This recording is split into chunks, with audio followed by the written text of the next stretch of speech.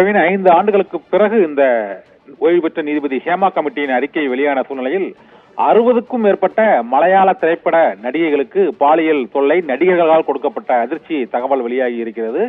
இதையொட்டி இந்த கேரள நடிகர் சங்கத்தை சேர்ந்த நடிகர் சங்கத்தின் தலைவர் மோகன்லால் உள்ளிட்ட அனைவரும் கூண்டோடு தங்களது பதவியை ராஜினாமா செய்திருக்கிறார்கள். இதற்கு முன்பு சினிமா அகாடமியின் தலைவராக இருந்த நடிகர் ரஞ்சித்தின் மீது ஸ்ரீலேகா மித்ரா என்ற நடிகை புகார் தெரிவித்திருந்தார். இதே போல திருஷ்யம் படத்தில் நடித்திருந்த ஹன்சிபா மற்றும்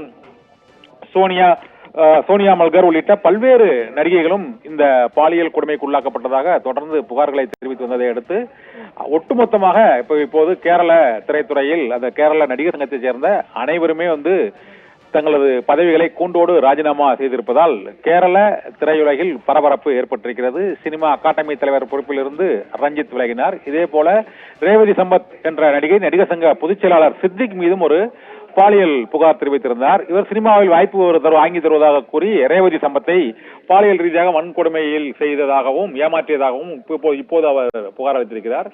இதே போல நடிகர் ரியாஸ்கான் மீதும் ஒரு நடிகை புகார் தெரிவித்திருக்கிறார். இதே போல சோனியா மல்கர் மற்றும் திருஷ்யம் படத்தில் ஹன்சிபா ஹசன் உள்ளிட்ட பல்வேறு நடிகைகளும் அடுத்தடுத்து ஒரு 60க்கும் மேற்பட்ட நடிகைகள் தொடர்ந்து நடிகர்கள் மற்றும் திரைப்பட இயக்குநர்கள் மீது பாலியல் கொடுமைக்கு உள்ளாக்கப்பட்டதாக அவர்களை ஏமாற்றியதாகவும் புகார்கள் தொடர்ந்து அளித்ததை அடுத்து இப்போது கேரள நடிகர் சங்கமே ஒட்டுமொத்தமாக கூண்டோடு ராஜினாமா செய்திருக்கிறது. இதனால் இந்த பாலியல் புகார் தொடர்பாகவும் ஓய்வு பெற்ற நீதிபதி ஹேமா கமிட்டி அறிக்கையின் மீதும் கேரள அரசு என்ன நடவடிக்கை எடுக்கப் போகிறது என்றும் அந்த புகாரில் உள்ள உண்மைத்தன்மை மற்றும் அந்த நடிகைகளில் பல ஆண்டு காலம் கழித்து இந்த புகார்களை தெரிவிப்பதால் ஏற்பட்டுள்ள சட்ட ரீதியான நடைமுறை சிக்கல்கள் உள்ளிட்டவற்றை பொறுத்து இந்த நடவடிக்கைகள் எடுக்கப்படும் என எதிர்பார்க்கப்படுகிறது. பிரவீன்.